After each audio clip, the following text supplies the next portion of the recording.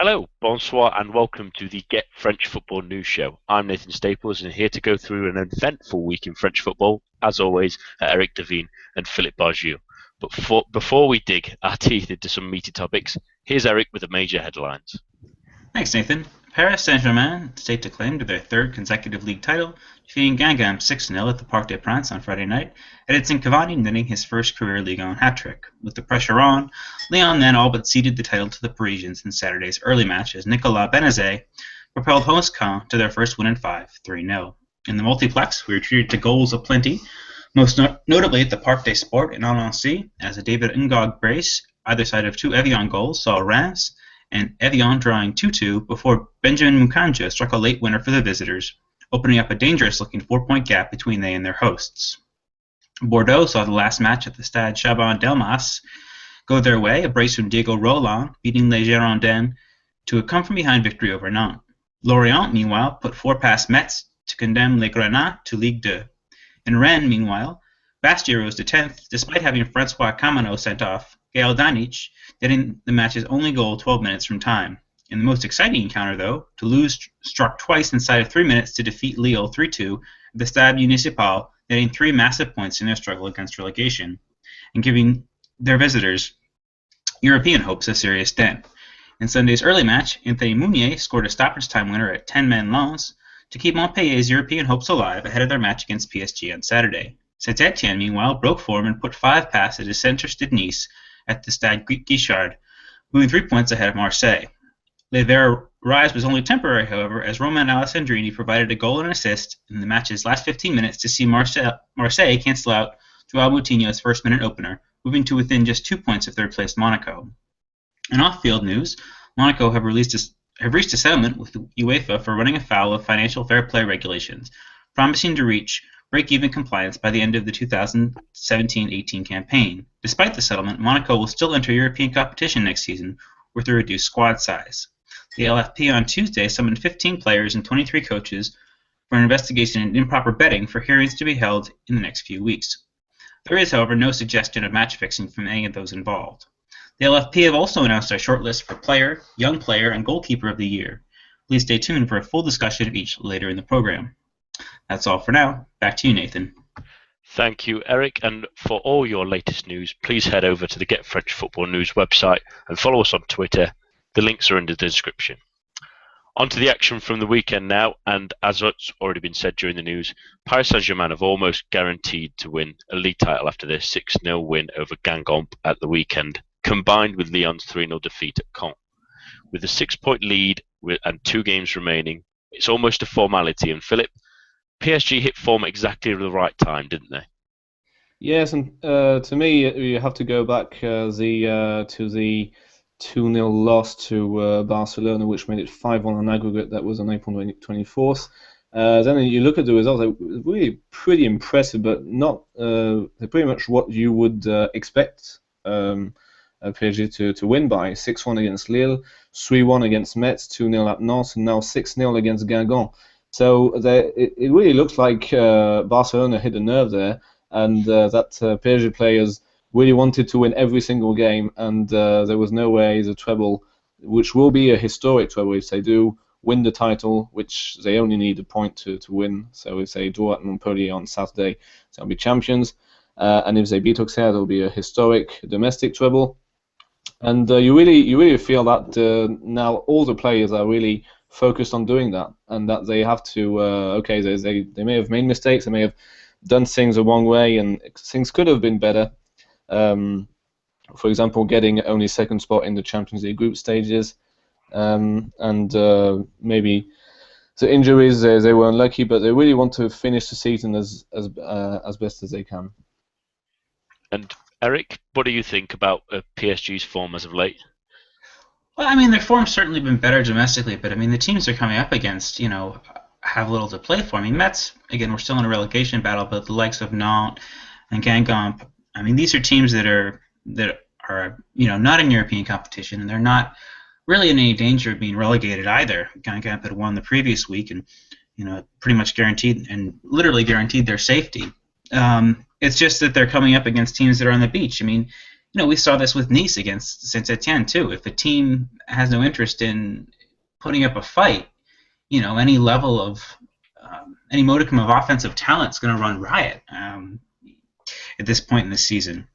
And without this fixture congestion too, there has to be also a little bit of hunger on the part of these players. Without two games a week as they had throughout much of April and March, these players are going to be more chomping at the bit to put the ball in the net and create that pass, the likes of Pastore. Also, at the risk of sounding maybe cynical, I think maybe Cavani in particular could be playing for a move away. His name has been bandied about as maybe being part of a part exchange for Pogba. Should that come to pass, maybe he's trying to up his value and raise the level of suitor that he could potentially have. But I think a lot of this is also down to Javier Pastore.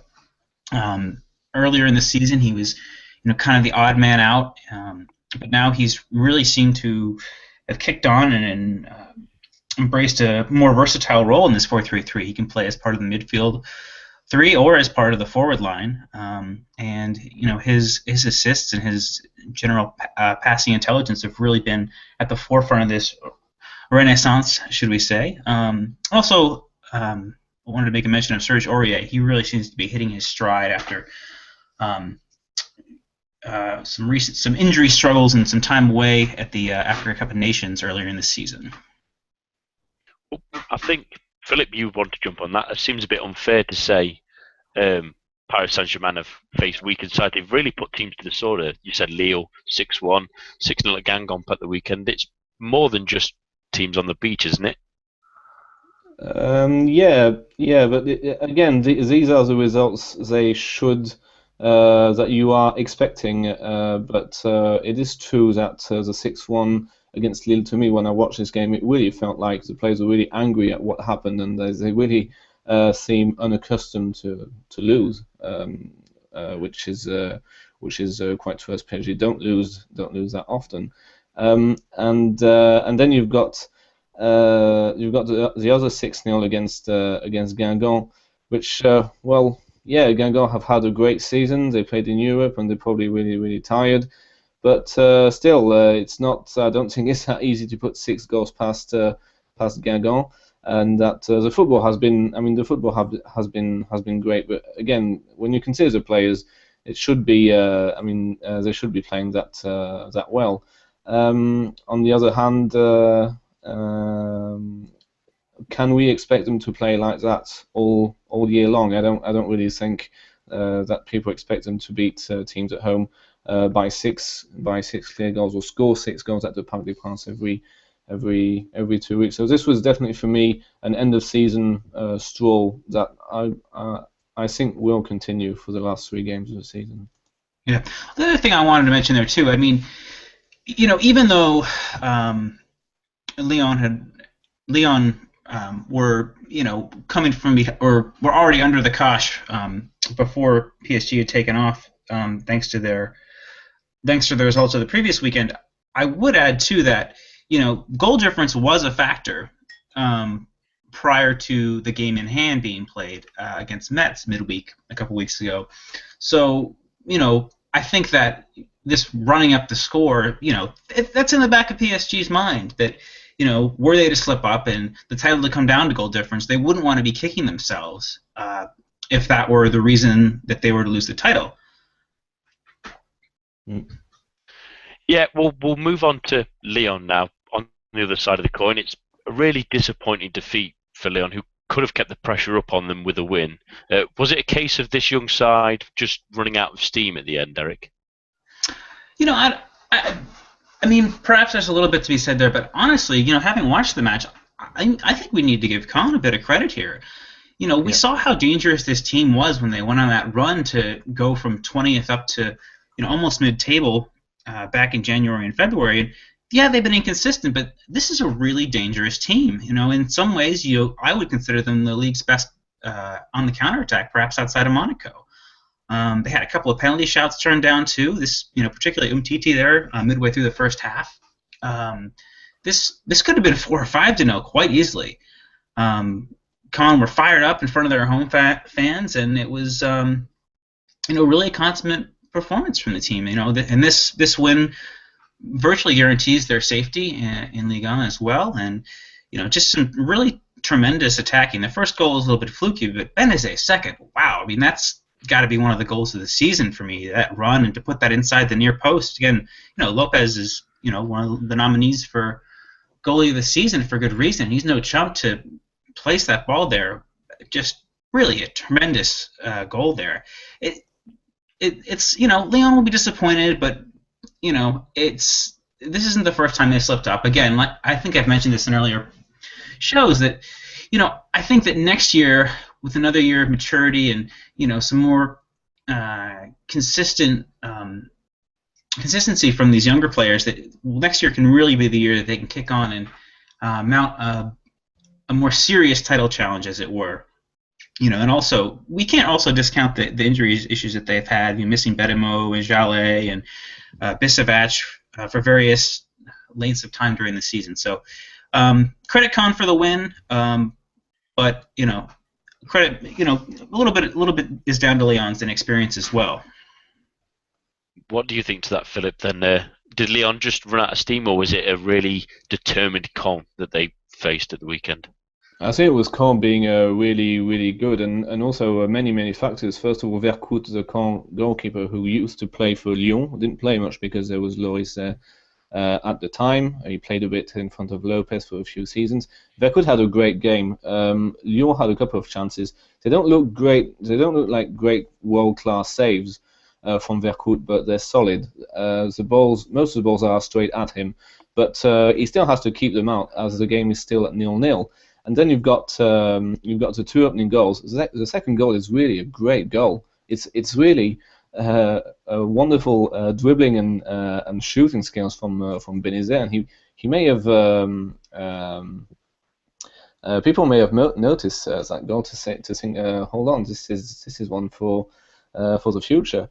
For Lyon, let's look at it this way. Jallet was not playing, and you felt it with Dabo. Dabo, who's not as good or experienced as Jallet. Ferry, who's not as attacking as Clinton Ng. And I spoke to a Lyon fan, and I'm not sure if that's true because I haven't watched every single game for the last 2 months. But he's been saying that Lacazette has not been playing that well. Is that he's been penalties and tap-ins, but that his all-round play is not very good. I absolutely agree with that. Yeah, and actually I watched the game at Caen on Saturday afternoon, and actually agreed. I mean, Lacazette did not do much. If anything, Fekir played better than him.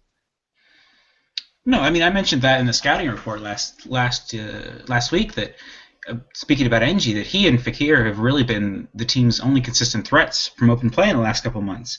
I don't know whether it's a mental block from Lacazette or what, but returning from that injury, he's been nowhere as near a dangerous threat from open play that he had been in the first half of the season.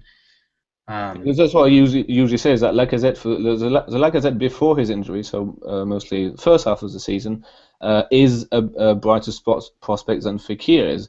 But since Lacazette's return, Fekir and especially Ng, I personally have been more impressed by Ng than Fekir. And they both have been really, really good at creating the chances. But let's not take anything away from Lacazette, who's still a great finisher. And when you've got penalties, you still have to score them. And to do it so consistently at such a young age, it's still pretty impressive. But Lacazette has not been playing as well as before his injury. Yeah. I suppose that's also a real positive for Lyon, that should Lacazette go in the summer, they've got the replacements there, ready and able to step in. Yeah. We'll move on anyway to things at the bottom of the table, where we say farewell to Metz this weekend, but it also looks pretty bleak task for Evian to maintain their stay in Ligue 1. A 3-2 loss at home to Reims in the weekend 6-pointers sees them 4 points adrift, with games against Saint-Etienne and Caen to go. Is it all over for Evian, Eric?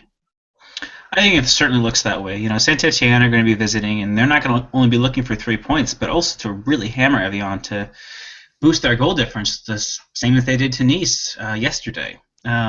This team, for me, has been over-reliant on Was. They didn't do much to reinforce the forward line with the departures of Berrigo and Khalifa over the past 2 seasons. I was really surprised to see Duhamel loaned out. They were playing with, basically no fit strikers for a handful of matches back in March and April. It's just really mismanagement in terms of the squad from the hierarchy at the club there. I wouldn't necessarily put it down to the manager, Pascal Duprat, but it's a tough situation in Evian. It's kind of a sterile atmosphere in the stadium. It's not, a Nantes or a Marseille that are going to be a tough place to go to, so they're not going to have, the home advantage that some of these clubs, a little bit lower down the table, not Marseille, enjoy. But it's not the kind of place where teams fear to go. Or Bastia would be a good example. There's been injuries and a lack of depth, and it's just this isn't a Ligue 1 quality squad, and I don't think they're the obvious relegation fodder that Metz and Lens are, but I think that this is where they belong, and I want to say it's a shame, but for me, it's honestly, really not. The hierarchy of this club has not put in the proper investment and reinforcement that the squad needs to retain their top flight status. And I think that they're seeing their just desserts. I mean, they've kind of scraped their continued stay in Ligue 1 the past couple seasons, and now the chickens have come home to roost, or whatever phrase you want to say. They're reaping their rewards. It's almost inevitable for me. Philip, do you agree? Yeah, I really hate those match days because we had almost half the bottom of the league, so half the teams basically were without Metz and Lens, who were gone long time ago. I mean, there's a confirmation Metz actually did very well to last until match day 36 for it to be confirmed, but then they still could have done something, as they would have beaten Lorient, but they got beaten really heavily. But now you've got Evian, who are 4 points adrift from Reims, and the goal difference is the same. Evian have to host Saint-Etienne, so it's a second home game in succession. Saint-Etienne just beat Nice on a high. They just beat Nice 5-0, which hasn't happened a lot this season for Saint-Etienne. No. And Galtier hasn't been the most adventurous, but on that one he wasn't. It was fun to watch. It was really good. The goals were good as well. Then you've got Reims, who are actually hosting Rennes. Now, usually with what's been going on at Reims, it's I would say quite surprising to see Evian beat. To see Reims win at Evian. But looking at all the comments, it really looks like Evian's defense is just not bothered. I mean, it really is the word that comes back is that they don't look to be fighting for their lives. It doesn't look that way. Well, Reims really dug in, and they were 1-0 up. The equaliser was apparently undeserved, and then when it was 2-1, they also said it was undeserved. Then Reims came back and scored 2 goals. And it was a massive relegation 6-pointer, almost the last one of the season. The last one being Caen hosting Evian. So now Reims have to go to host Rennes, and to be honest, before that game or before this sort of run, I couldn't see Reims beating Rennes at all. And then they're going to be travelling to Paris, who will probably already be champions. So it really doesn't look good for Evian at all, because Evian, the last days, they have to travel to Caen, who just trounced Lyon 3-0. So there really is. I mean, I'm trying to find positives here for Evian, but I just cannot. I just cannot see it. I mean, if they had won on Saturday evening, which when the game was, this massive game, I would have said, okay, they've got their chances, and they look solid enough. There's no stars or anything, but okay, it could happen. But now, absolutely no chance. It's just impossible. I mean, who can see them? First of all, who can see them beating Saint-Etienne, which they have to do if they want to stay up? I mean, I mean, okay, it's all swings and roundabouts because Saint-Etienne were really, really poor at Bastia last week, and now look at them winning, beating Nice. But now Saint-Etienne are just 2 points from the Champions League, which they haven't done which they haven't participated in a few years now. So I really can't see an issue there. But on the other hand, Evian going down, I think, I mean, come on, if you're into French football and traditional French team, you got to pick Reims over Evian. It's a historic French football club, and people would be pleased. It's a much more popular also. The ground is filled a bit more, but still, I mean, I'm not saying I wish Evian were to go down, but I really can't see them doing anything to save themselves. Well, it's strange to think that just a couple of weeks ago we were saying Reims were done, and now it's Evian's turn. It looks like it's probably between those two now. Is there anyone else who could be dragged in? Eric? For me, I don't think so. I think it's down to Evian. With the like Philip said, with the goal difference being what it is, they need 6 points from their next 2 games, and I don't see it. Saint-Etienne are going to be hungry to get a chance at Champions League and increase that goal difference. It's got to be Evian for me. I don't even see Reims really being dragged back into it themselves. And you, Philip, is there anyone else who could be dragged in?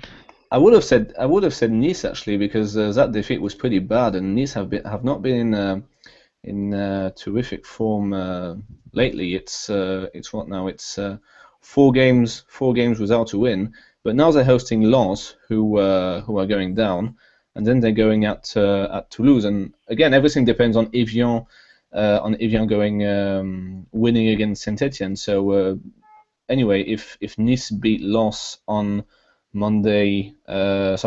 Saturday, then it's not going to be a problem, because losing at Saint-Etienne 5-0 is pretty bad form for Nice. So I would have thought Nice could go down, but not now. I mean, Toulouse have been reinvigorated under Harry Baget.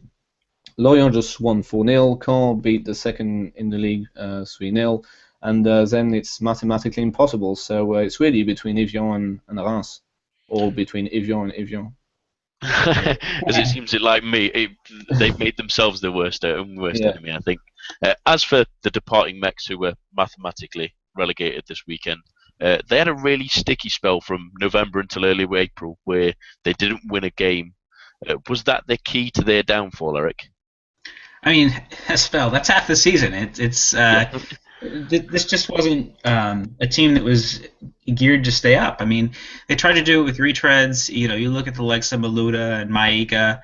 Why they sold Sacco, I understand that, financial issues are there for just about every team in France, say PSG, but to sell Sacco and then later Cornier to Lyon, I don't understand it. It's why you would try to reach survival in Ligue 1 without someone who had arguably been your best player the year before is beyond me. And this is a squad that's kind of jumbled together, and you look at even the players that have been bright spots, the likes of Sarr and Bousman. I mean, they look like they're going out the door now. I mean, I don't think they're going to be in as much trouble as Lens next year, but I think Metz, are probably really going to struggle. If you look at, the upper half of the table in Ligue 2, I think a lot of those teams, next year are going to be hungry to earn promotion, and Metz are going to have a really tough time. And you, Philippe, any parting shots for Metz? Any positives? I don't think that this season has been overly catastrophic in terms of ambitions. 30 points is pretty much I don't think they actually expected they expected to struggle, that's for sure. But I don't think that changes their long-term strategy. I mean, all they want to do is to stay financially stable and be able to keep playing at Saint-Symphorien, which is their stadium, and not do Grenoble or Le Mans and go down to non-league. This is what they want to do, and if they have to spend a couple of seasons in Liga, being the Liga whipping boys, well, so be it. And the worst part is that they weren't even the worst of the whipping boys, because they're going to finish more likely than not second bottom. And I think they won't be too. I mean, I'm not going to say proud, but they still played some try to play some good stuff, and giving, it's all about the strategy, giving youth its chance, and it will probably pay off in a few seasons. I certainly can see them being on their feet more quickly than Lens. Lens are a real shambles, though. Well, it'll be a shame to see them go, but Did you see this? There was Lens fans actually calling for Gervais Martel, the president, and the owner Hafiz Mamadov, to quit. all right. And all the fans association said, we want you out. If we have to go back to non-league, which is the 5th or 6th tier, just like other teams have done, then so be it. They don't care. They just want to be financially stable, so no more lies and no more promises from dodgy owners. And they really want the pair of them out. And as they're going to get audited on May 26th, and I just can't see it going well, basically. Well, alarm bells were ringing when he wasn't pulling up the finances, and it probably rang even more when he failed with his bid for Sheffield Wednesday as well in England. So I think the writing's really on the wall for them. We'll move on anyway to our talent scout section, and this week Eric will talk to us about Bordeaux's Uruguayan sensation, Diego Roland. Yeah, Roland's really come on in leaps and bounds this season. I mean, you look at this team, Bordeaux had been doing very well in the early part of the season, and then Cheikh Diabate was their leading scorer, got injured, and it was looking dangerous. I mean, there didn't really seem to be someone to take the reins in terms of goal scoring. But, now I'm excited for Bordeaux next year with Diabate's return. You could see Sagnol setting this team up in a 4-4 diamond a la Lyon, and really playing Diabate and Roland next to each other. Roland in particular, he's the type of striker who does really well in Ligue 1. He's kind of lanky and tall, but he's got a good mix of pace and power. You look at players that have done well this season who have a similar frame. I mean, Lacazette and Martial. He's got a great goal-scoring instinct, but perhaps not the best passer. He needs to work on that part of his game. And he's also had a few off-field incidents as well. There was an incident with Nicolas Maurice Belle when he refused to shake his hand after being substituted off, and the two kind of got into it a little bit. And another incident in training. I actually saw Roland training with the Bordeaux CFA side earlier in the year. But, he could really be key for Bordeaux in the next couple of years. You look at the other young attacking talents like a Saive, a Torre, Casey Thalen. There's lots of young attacking talent in this team. And Sagnol seems to be sorting out the defense in the second half of the season as well. For me, if Roland can continue on this kind of form, and Diabate can return to what we'd seen from him in the first half of the season, Bordeaux for me could be an outside, could have an outside chance of reaching the Champions League next year. This is, and it's down to Roland. He's really, worked out how to succeed in this league, and he's got a great mix of pace and power. He only just turned 22, so he's one to watch too. We see that, a lot of these strikers, take a little bit longer to perhaps develop than other players would. I mean, Lacazette's really only come onto his own this season, and I think he's about to turn 24. So it's, they're not, with the exception of Martial, a lot of strikers aren't coming into their own at 18 and 19. So, we can expect even more from Roland as well. If he can figure out his temperament, I think he could really be, a 15 or 20 goal scorer a season easily for Bordeaux. And just quickly, do you think he could be a Uruguayan international, but a permanent fixture in that squad in the future, or is there maybe too much attacking talent in that sense? Well, I mean, if we look at the retirement of Forlan, I mean, there's space there for him. If if they can play that three forward line with Cavani, Forlan, and Suarez, I see no reason that Roland can't fill that Forlan role very well, because he's going to have much more mobility, and if he can learn to be a little bit more creative and forward thinking with his passing, I mean, I think he could really be an integral part of that, and be a fixture going forward. Especially, I mean, Suarez and Cavani aren't old per se, but I think they both turned 28 this year. So looking forward into the next 4 or 5 years, the next World Cup, next Copa America cycle, that Roland, is definitely going to be an important part of this Uruguay team. Oh, excellent. It's certainly one to look out for. And just to add to our discussion earlier about Metz, Sacco had a gentlemanly agreement to leave the club at the end of the season, so that's why he left the club. And Cornet also refused to sign a contract extension, which is why he was allowed to be set free. We'll move on to the next topic now anyway, where we were treated to another fascinating game on a Sunday night, as we always seem to be at this moment in time, as Marseille somehow pulled themselves out of the fire in the final few minutes, beating Monaco 2-1 and keeping themselves in the hunt for Champions League places. Just 2 points separate those two and Saint-Etienne, and sandwiched in between them. Is it still Monaco's to lose at this point, Philip? I think so. Yeah, I think it is. Marseille still have to go to Lille, but they've got something back the last few weeks. They got this. First of all, I think Bielsa got the tactics right. I mean, I'm not positive, but I think he started the first 11 that started at Metz. So it's not exactly the same thing playing Monaco and Metz, especially these days. But it's structured, and it looks on paper it looks good. It doesn't look like too many players are out of position or anything. But still, it was against Monaco, who were a Champions League quarterfinalist. They were 5 points in front of them. Marseille had a lot of pressure because Saint-Etienne had just beaten Nice 5-0. It didn't look good. It didn't look good because they conceded that goal very, very early, and they were really, really poor in the first half. They're not really good. I mean, I don't think Subasic had any apart from a Gignac shot, nothing really to do. But they're stuck in, and it's great to see someone like Alessandrini getting the winning goal. It's really something shall we say refreshing. So no, it really with Evian all but in Ligue 2, PSG only need a point against Montpellier to win the league, to be champions.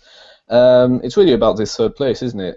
Monaco 65, Marseille and Saint-Etienne on 63. So Bordeaux are a bit. It could still happen for Bordeaux, but that will take a huge amount of luck. But this is where it's going to be interesting. But I still think Monaco will have enough to finish third, because they're playing at home to Metz. You'll expect them to win that, and then they're playing at Lorient, who will probably be safe by then. So I still think Monaco will finish third. Do you agree with that, Eric? Is it Monaco still to lose at this point? Yeah, I mean, as Philip rightly mentioned, it's down to the fixture list. I mean, Saint-Etienne have Evian, who are fighting for their survival in the league. Marseille go away to Lille. That's been a tough place for a lot of opponents this season. Defensively, Lille have been very sound and could give Marseille all kinds of problems. I think you have to make Monaco favorites, and as well as Marseille played last night, I still would prefer, for the league coefficient and for the prospects of who the third place team could potentially face in the Champions League playoffs, would prefer to see Monaco going to the Champions League as well. As much as I've enjoyed watching Marseille this season, I think they've been, arguably the most compelling team in France, with their highs and lows, and they've been the story of the season. And it's good. This has been a really exciting season in Ligue 1, with more of a title race than people might have expected, and all sorts of teams having surprising seasons, both in good and for good and bad reasons. Marseille has certainly been at the forefront of that. So the result this weekend was tremendous, but I think it just might be too little, too late for Marseille. And Saint Etienne, they're on the same points as Marseille, but they've got the issue of the goal difference as well. I know they did well to chip away at that with the match against Nice this season, but I think they're still 6 or 7 goals behind Marseille in that regard as well, which I think will be a little bit too much for them to overcome. I think having Lyon finish second is a newcomer enough, shall we say. I mean, this is really France's moment in the Champions League next season, because we don't really know how Jean-Michel Aulas is going to manage the Champions League funds for Lyon. Is he going to reinvest in the squad? Is he going to buy experienced players, which is going to cost a lot of money and a lot of wages? Or is he who's going to leave? That's going to be a massive question to be answered. So all those Lacazette, NG, and so on and so forth. But you've got also all the other leagues have, shall we say, Champions League little teams. You've got Wolfsburg in Germany. I believe that PSV Eindhoven haven't been in the Champions League for a while, or if they have, I don't think they went. They did. They weren't in the group stage. They weren't in the group stage. Okay. They were not. No, they lost to Milan 2 years ago. Okay. In the playoffs. And in the playoffs, you're going to have sides like Bayer Leverkusen and Manchester United. So who would you rather face Bayer Leverkusen or Manchester United against? Would it be Marseille or Monaco or Saint Etienne? I would personally prefer Monaco. Harder to break down, more stable, and the squad was probably going to be strengthened anyway. So that's I think it's a no-brainer. Who do we want to finish? It's not even down to who will. It's who do we want to finish at for the coefficient. That is Monaco, because of the experience they had this season, and that they can do it all over again. And hopefully Lyon can have a nice Champions League. But that's another debate, because I do think they're going to be in pot 3. I reckon, with all the European results they had last few years. Well, going back to Marseille, it was a real lifeline at the weekend. We actually saw a good performance at the likes of Thauvin, and it was especially nice to see Alessandrini put in a real good performance. Is there renewed optimism, if not for this season, for the seasons to come, Eric? Yeah, I think if Marseille, buy wisely in the summer, they could, be at this level next year. But as I mentioned in previous weeks, that troika of Monaco, Lyon, and PSG are, teams for the present and for the future. That's the real issue, is how do they realistically get ahead of one of those teams? But if they buy and to build this team around the strengths of Batshuayi and Payet, assuming that Ayew and Gignac are off, maybe give a free role to Gianelli Mbula. He had a couple of really great runs last night. If we could see more of that, him getting involved in the attack, I think that could be an important thing as well. Maybe a change of formation to a diamond or something. But for me, even with Ayew and Gignac moving on, the talent, Marseille really have a talent level that's there with just about any side in Ligue 1, short of PSG. And if Bielsa sticks around, and a couple defenders are brought in, and he's able to continue to exert his style on these players, they could do as well. And with a little more focus, perhaps, and maybe the chance to use the Europa League, if that is where they end up, to blood in some of these youngsters to give them more experience, I think the future is, still relatively bright for Marseille, despite their stumbles over the past month or so. That's strange coming from you, Eric. Well, Philippe, yourself, is there a bright light at the end of the tunnel for Marseille now? I think it's again. I think they've overachieved, and I think it's been a great season for them.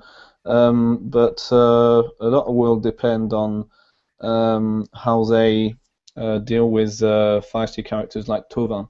Bielsa dealt with him fine. I mean, he punished him, and it really felt when he came on in the second half. It really felt like he got a slap on the wrist, and he knew he made a mistake, and now he just had to shut up and play. And that's what he did. So he got. I mean, he probably learned a valuable lesson there for the future. as he is. He has shown to be to be quite arrogant with his past at Lille and signing for Marseille when he was supposed to be at Lille. But they need a strong guy to deal with that kind of thing. So it really depends if Bielsa stays. If Bielsa stays, I think he can keep everyone on their toes. But it really depends if they find another manager. I mean, it's still a better proposition. Marseille a better proposition this summer than next summer. But it all depends if Bielsa is given the reins to deal with the squad. But if he's not allowed to, or if he's sacked, well, that's going to be a bit more tricky. Well, it's certainly the most exciting point of Liga left this season. We look forward to hopefully that ending on the final day. Our special report this week sees Philip talk about the recently retired Stade Chaban-Delmas as Bordeaux's final home game of the season after the weekend.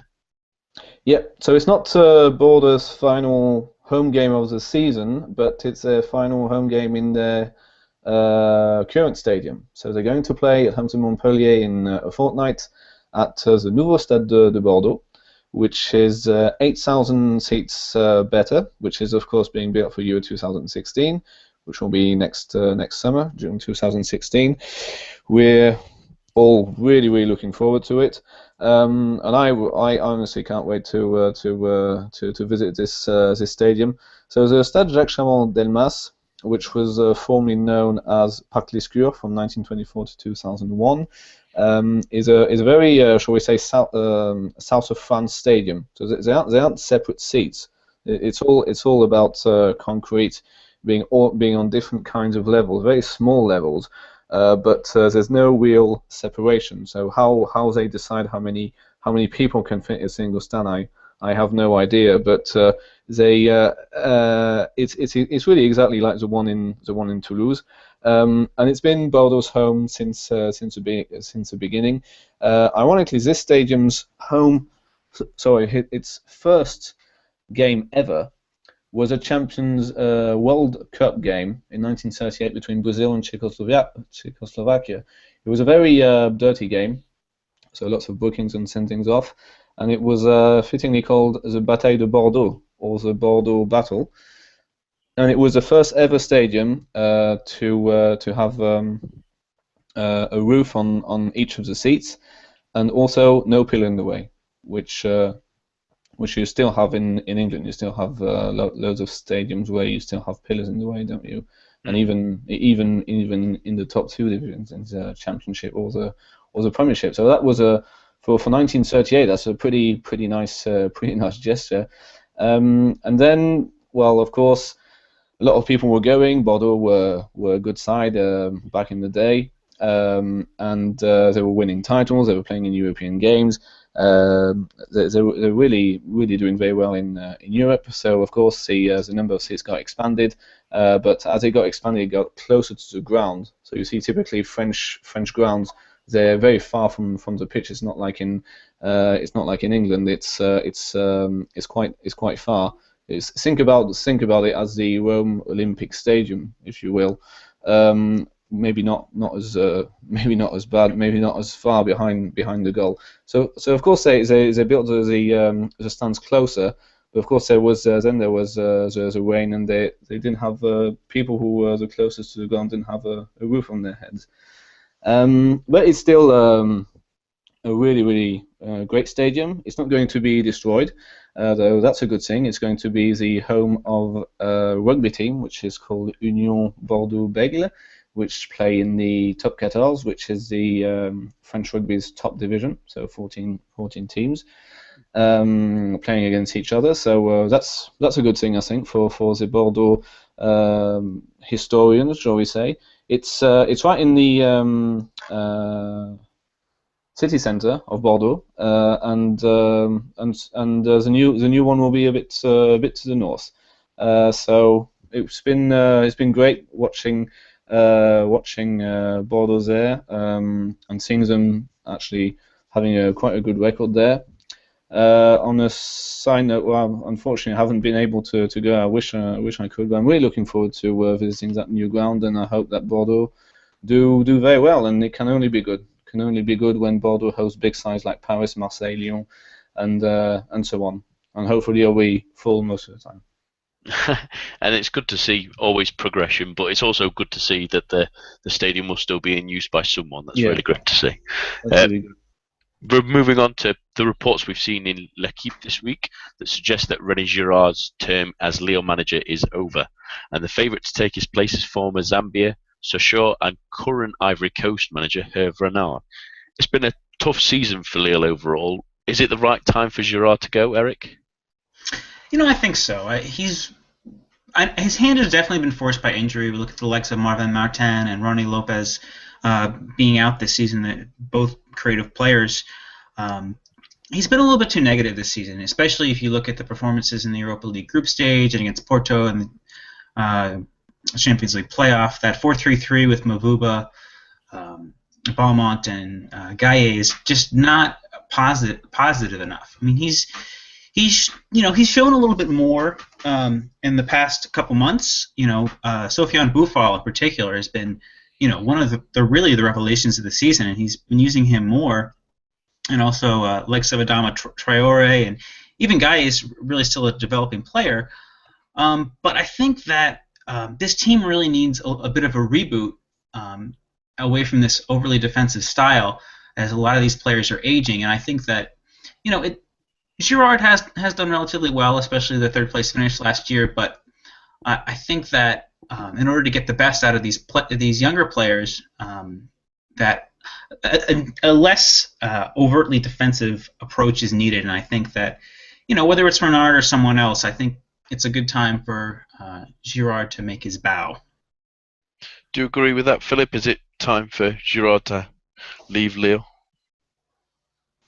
I'm not really sure. I mean, Lille have not been really good this season, considering they were third last season. It's really not been any good. But Girard really strikes me as a person a bit like Claude Puel, who's a current Nice manager. He was before actually Lille manager of Lille, and he actually got them second. He really strikes me as a guy who's good at working with a restricted budget and with no real shall we say, ambition from a club, just like Montpellier. But as soon as he's got the limelight, as the limelight is on him, he just doesn't do well. It's a bit like a rabbit in the floodlights. It's just not working. It's like he doesn't know how to motivate enough. Because Lille have a great scouting team. I mean, being able to spot Eden Hazard and Sofiane Boufal is pretty damn good. I mean, it's really no mean feat. So about Girard, I think Lille need a fresh start. They just haven't been entertaining, and they really should have pushed on. They really should have done better than last season because of the added money, added financial help, shall we say, from UEFA. And it hasn't happened. It's been really, really disappointing. Granted, they've been in a very tough Europa League group, but they were beaten by Porto extremely easily, and it just hasn't happened, which is a real shame. It really is a shame. So I think yeah, from Girard's perspective, I'm not sure if he has to resign or if the board needs to sack him. But regarding the possible alternatives, there was Hervé Renard who was mentioned. To me, that guy, I think he's a bit too accustomed to international football, and I think he's been managing African nations very, very well. He has been. But going back to club football, I'm not sure if it's the best way to do it. So I'm not sure if Renard is the best option there. Well, going on to Renard, Eric, he almost kept Sochaux up. Is he? Surely he's a good option for Lille to take. Well, he almost kept Sochaux up, but he was appointed in October. I mean, he had the whole season to do something with them, and they ended up being relegated. I know he made more of a go of it with that late season run, but I'd rather see someone come in that has a good history of developing young talent. I mean, I'd look at the likes of Antoine Comboire maybe. I mean, I know circumstances weren't ideal for him at Lens, but he has a great reputation. You look at some of the young players he's brought on this season, likes of Benjamin Bourigeaud, Jean-Philippe Bamin. I mean, there's a lot of good reasons for him to, and also just playing attacking football. I'd like to see Comboire come in. I think he could do a really top-notch job with Lille. I can't see Comboire following Lens to CFA or CFA2, which is the fourth and fifth year with Lens. So if he becomes available, I think he'll be a great. That's a great shout. I mean, if he's available, that'll be a great shout. Yeah, and it'll be interesting to see how it develops at Lille over the coming weeks, especially as the season begins to end. We'll go on to my favourite section, at least, of the show. It's the Heroes and Villains section. I'll go with you, Eric, first. Who is your hero and who's your villain this week? It's got to be Romain Alessandrini. I mean, he's finally getting his chance now after months of being in the shade for Tova. And he has the great assist for IU's goal, for IU's equalizer, and then after spurning a brilliant chance with a mistimed pass, he redeems himself with the winner late on in the match, and he's just showing this is the level of player the level of talent that he displayed at Rennes, and he's making good on the promise that he showed in the summer and why Marseille brought him in. He's a top-level player, and he's done very well.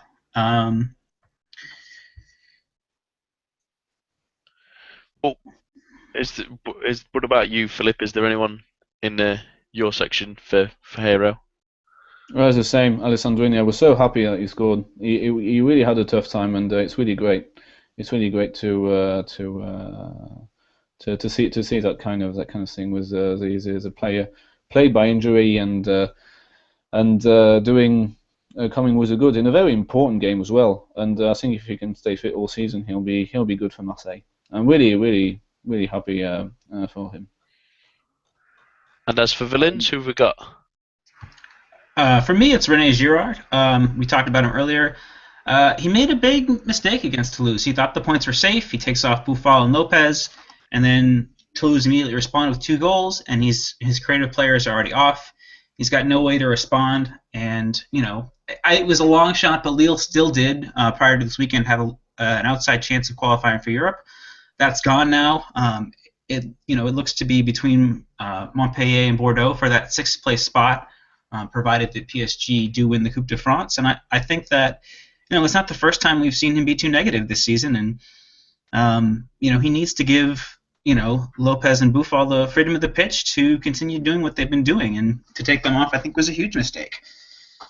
I think that's the whole story of Lille's season right there. I mean, it's those kinds of substitutions. Just before going on to my villain, I really do hope Bordeaux get that 6th spot, unless Auxerre win, of course, the Coupe de France. Because I just can't see Montpellier treating Europa League seriously. I can just see them tossing it in the playoffs and not getting there. So I really hope Bordeaux make it, especially with the new stadium.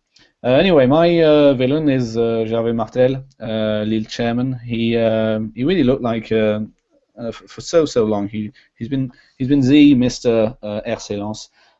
He was a chairman for a very long time, and right now with that deal with Mamadov, the current owner of the funds, or lack of the funds, he really comes across as someone who tried to do a very sleazy deal, and having Lens demanding that he quits, that he resigns, is really unheard of in the north of France, because he's always been the guy who really had the club's best interest at heart. But now people just want to get rid of him, and that's a real downer for him, for the club. And I mean, Lens were there was a time where Gervais Martel was not the owner of Lens. It was a French bank, and I'm pretty sure Lens wouldn't be there if the bank was still the owners. So for me, he's a villain for me this week.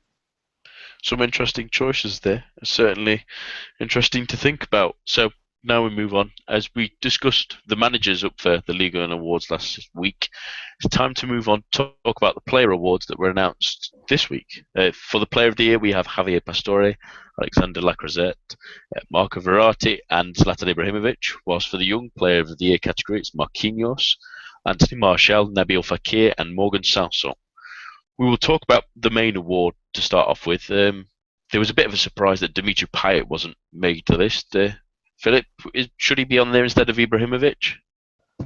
There really is no explanation for why Ibrahimovic is in this shortlist. I mean, he has delivered the goods lately, but he's not had a good season. It's as plain as that. He just hasn't been good enough to be in the top 5 players, and most of these players have been forward-thinking players. There's Verratti, of course, but yeah, I would say that Payet has really improved this season and had a better season than Ibrahimovic, who really is. It really looks like Galtier and Jardim all over again. It really looks like it's the name rather than the actual season.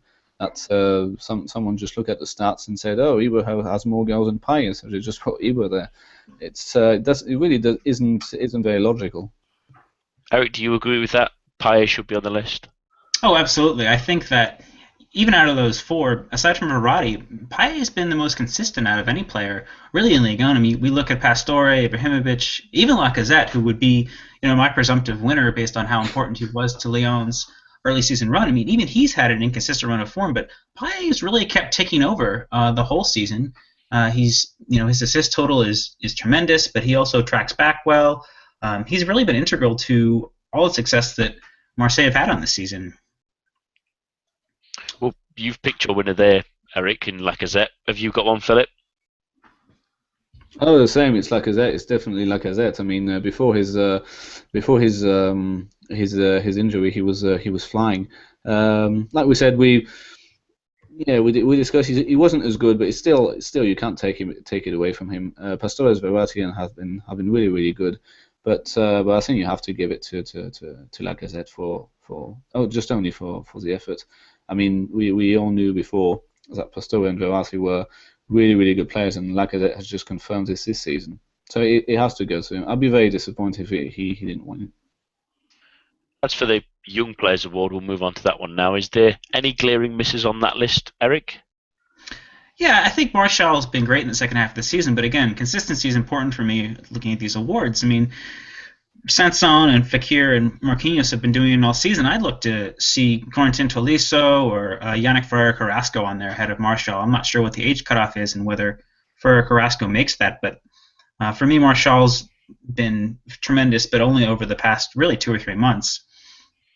The winner has to be Fekir for me. I mean, I know that Marquinhos is getting it done in a more difficult position, but he really hasn't.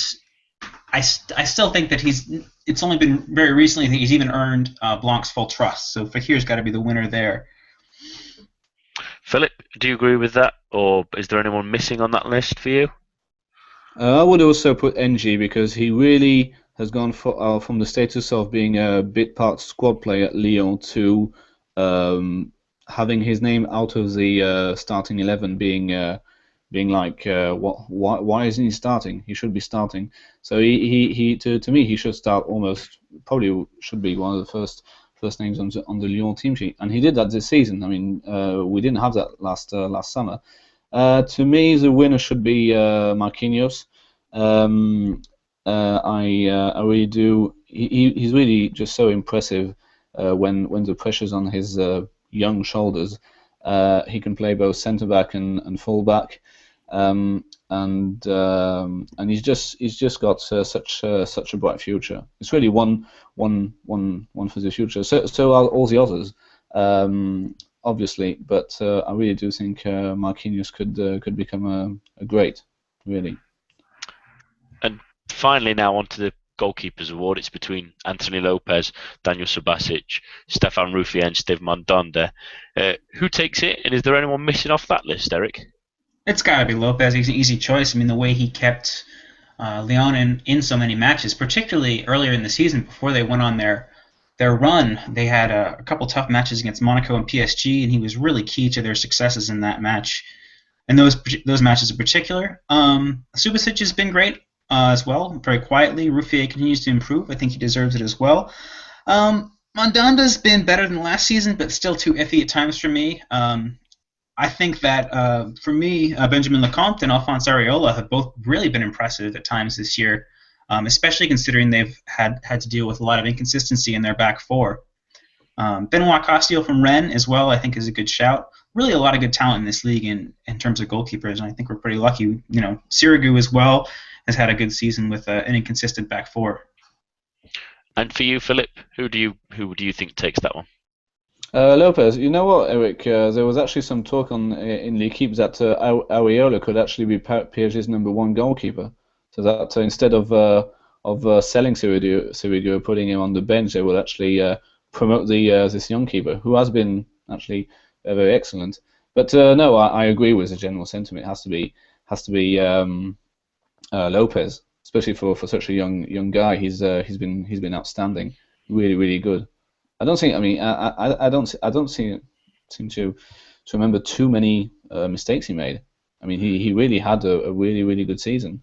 The other ones have had good seasons.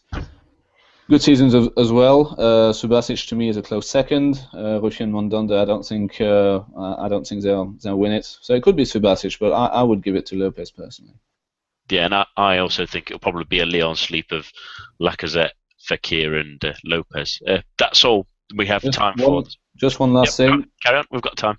Champions League, Women's Champions League final. Frankfurt versus PSG Thursday at 6 Central European Time. We should all be tuning in, hopefully. Yeah. We will be talking about it, I reckon. Absolutely, especially if Paris Saint-Germain lift the trophy. That would be nice to see. That's definitely all we have time for this week. My thanks to Philip and Eric, and to everyone listening at home. Thanks for joining us. Please come back next week, same time, same place. Good night.